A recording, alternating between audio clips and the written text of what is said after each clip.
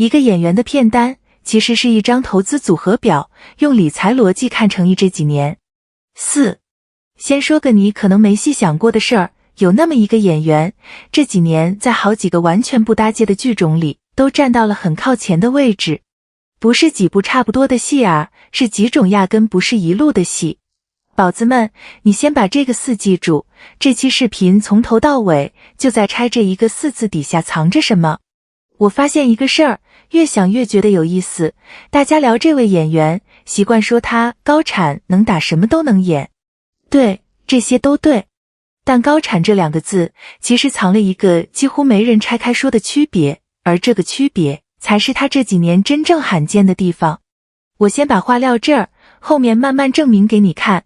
连着拍好几部同一类的戏，跟在好几个不相干的类型里各自领先，这是2种完全不一样的能力。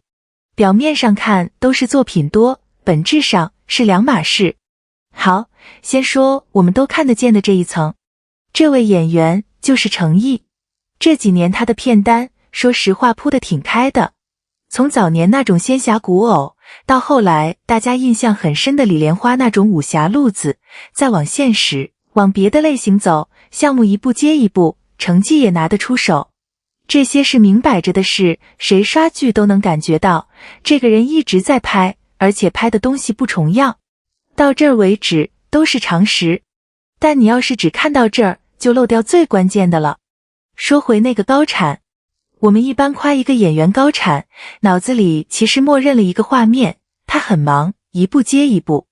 可忙这件事含金量差别大了去了。你想想看，一个人连着拍好几部仙侠，跟一个人在好几个互相不搭的赛道里各拿一个领先，这2种忙能一样吗？不一样，差远了。我借个理财里的概念来说，可能一下就清楚了。投资组合分散，搞投资的都知道一个道理，你把钱全压在一个板块，那个板块一崩，你跟着连坐。但你要是把钱分散在几个互相不太相关的资产上，一个塌了，别的还撑得住。专业点叫低相关性资产配置。我寻思，一个演员的片单其实也能这么看。如果一个人连拍好几部同款，比如清一色的甜宠仙侠，那他其实是在同一条赛道里反复下注。观众爱看的时候，他吃满红利，可这个品类的口味周期一旦过去，市场一凉，他手里这几张牌是一起凉的，这叫风险集中。这不是谁的错啊，是这个打法本身的特性。但程毅这几年是反过来的，他的片单是往几个互相不太迁移的品类上铺的，古偶爱情是一套观众，别的类型又各是另一套。这几波人的口味周期、审美习惯基本不重叠。翻译成人话就是，就算古偶这个赛道明年突然不行了，也连累不到他在别的赛道积累的东西。你品品这个差别，同赛道领先，证明的是我在这一块很稳，跨这么多不搭的赛道都能立住，证明的是另一样东西，号召力可以搬家。观众跟着他从这个类型走到那个类型，说明大家买的不只是某个特定人设，而是程毅这个人本身。这个东西业内是很稀缺的，这盘棋走的是有格局的。当然，这里我得保留一点，具体每部剧领先到什么程度，用的什么口径，咱们后面会专门说，别急。顺着这个思路，还有一层，一般人不会去看播出渠道。大部分人评价一个演员的成绩是属戏，拍了几部爆了。但你要是懂行一点，会去看另一个维度，这些戏是在什么样的平台上播的。这就好比看一个品牌，不能只看它卖了多少货，还得看它铺进了哪些渠道。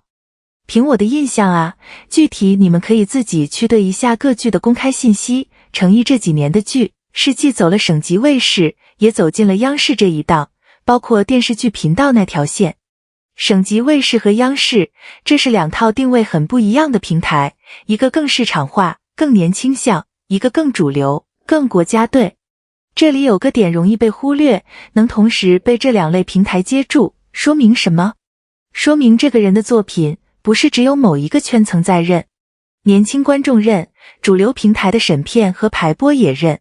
这不是一个粉丝群体的偏爱能刷出来的，这是跨圈层的认可。渠道铺得开，本身就是一种硬实力的体现。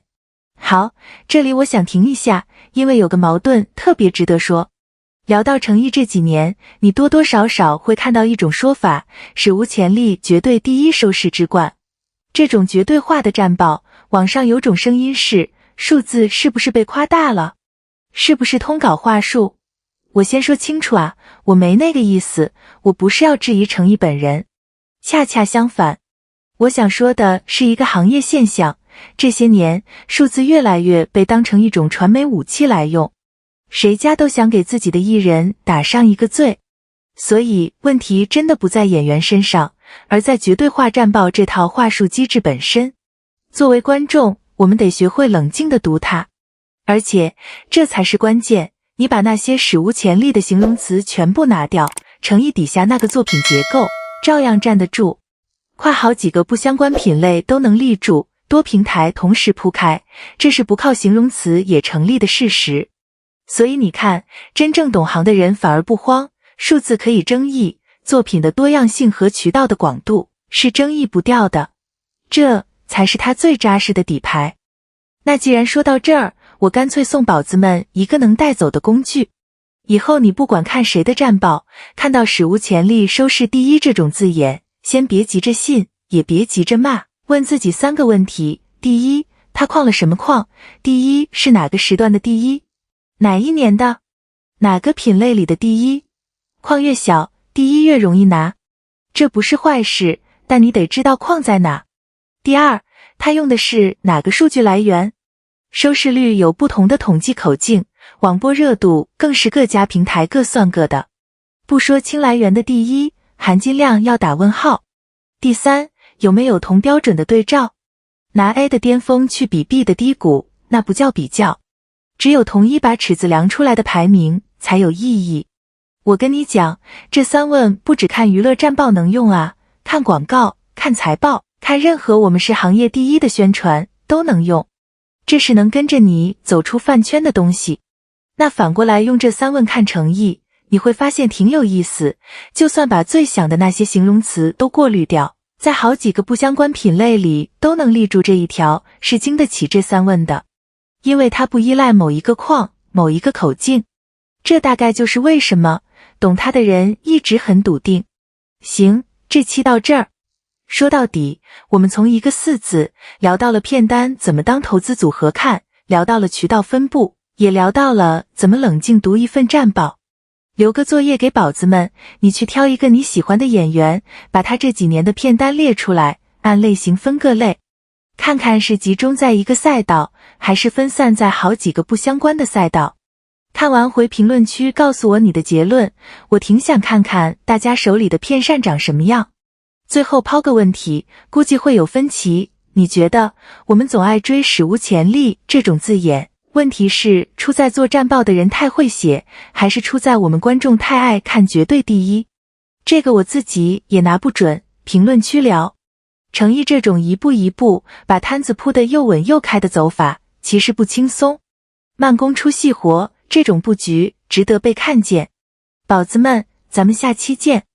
诚毅香港片场藏着流量时代最贵的东西。先问你一个问题，一整个行业砸多少钱在物料上？精修图、高清直拍、定制预告、控评团队，你能想到的每一个环节都在追求完美。可你有没有发现一件怪事，真正让全网转疯的，往往不是那些花大钱做出来的东西，而是几秒钟根本没人能提前设计的瞬间。今天咱不聊谁演技高谁演技低，今天只聊一个机制。宝子们，我最近越想越觉得这个事儿有意思，为什么在一个什么都能造的年代，唯独有一样东西，你有钱也造不出来？而它恰恰是现在最贵的。我们拿一个最近的，也是我个人觉得最贵的案例来拆。诚毅赴港拍受谎那阵子，作为他的粉丝，我先说清楚啊，我追他不是因为盲目。这期我尽量把偏爱放一边，从行业角度给你捋，你听完整再判断。那阵子港媒的镜头带到了几个，怎么说呢？几个不在剧本里的瞬间。一个是他跟本地市民的互动，很自然，没有那种我在被拍的端着劲儿。再一个是语言上的小错位，内地演员在香港拍戏，粤语和普通话之间那点磕磕绊绊，你能感觉到那是真的现场，不是配音棚里顺出来的。但最被大家反复说的，其实是另一个。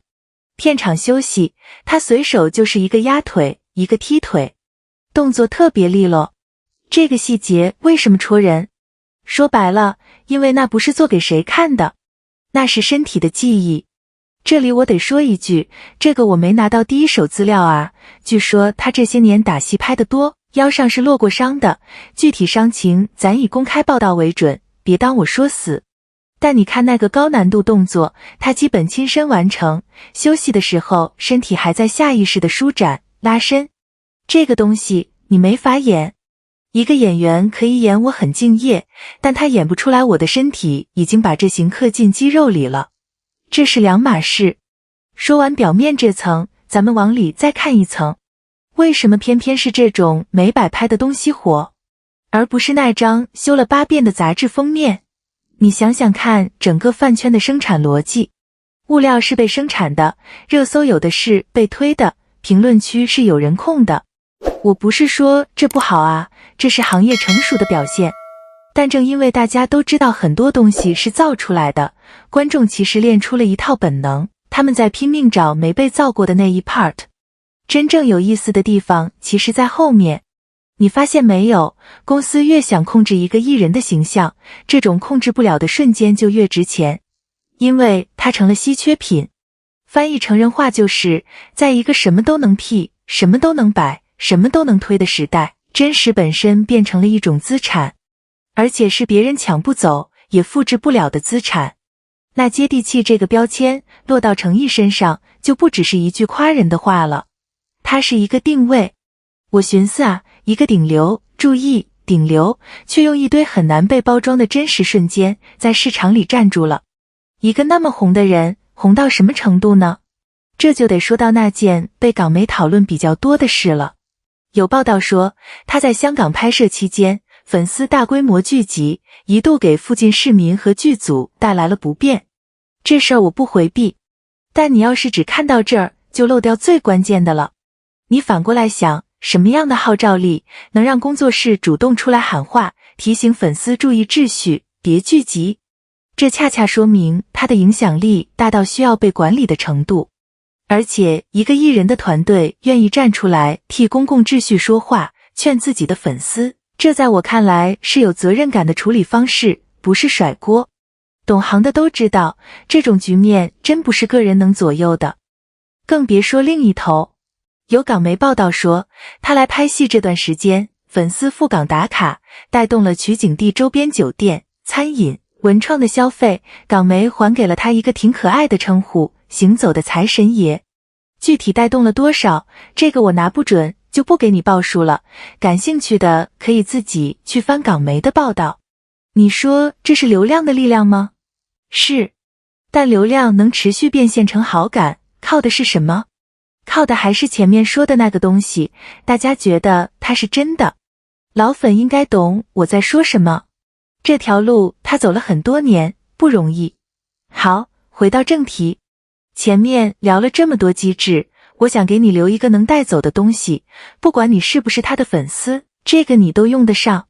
下次你在网上刷到一个火了的艺人瞬间，想判断他到底是自然爆的还是被推的，你可以问自己3个问题。第一，这个瞬间能不能被提前设计出来？能设计的，比如一个完美到没有死角的回眸，多半是有准备的。设计不出来的，比如临场的语言错位，身体的下意识反应，真实度就高。第二，它火的点是完美还是有破绽？大众现在越来越吃有破绽的真实，而不是无懈可击的假。这是这几年注意力市场一个挺明显的转向。第三，谁会因为它火而受益？受益方是不是在推它？这个不是让你搞阴谋论啊，我得说清楚，凭印象说，很多爆点就是自然发生的。只是多问这一句，你看娱乐新闻会清醒很多。记住这3问，以后你再看到某某某片场花絮上热搜，就知道该看哪儿了。别看它多完美，看他有没有那种造不出来的东西。所以回到最开始那个问题，在一个什么都能造的时代，什么最贵？我现在的答案是造不出来的那样最贵。而诚意片场那几秒没被设计过的瞬间，之所以能戳到那么多人，不是因为它多精致，恰恰是因为它精致不起来，它太真了。最后留个问题给你们，评论区聊，你觉得一个艺人的好感度到底是物料做出来的，还是藏都藏不住的真实攒出来的？我赌是后者，但我也拿不准，说不定你有不一样的看法。宝子们，这期就到这儿。如果我哪个数据记错了，评论区尽管拍我，下期我改。咱们下期见。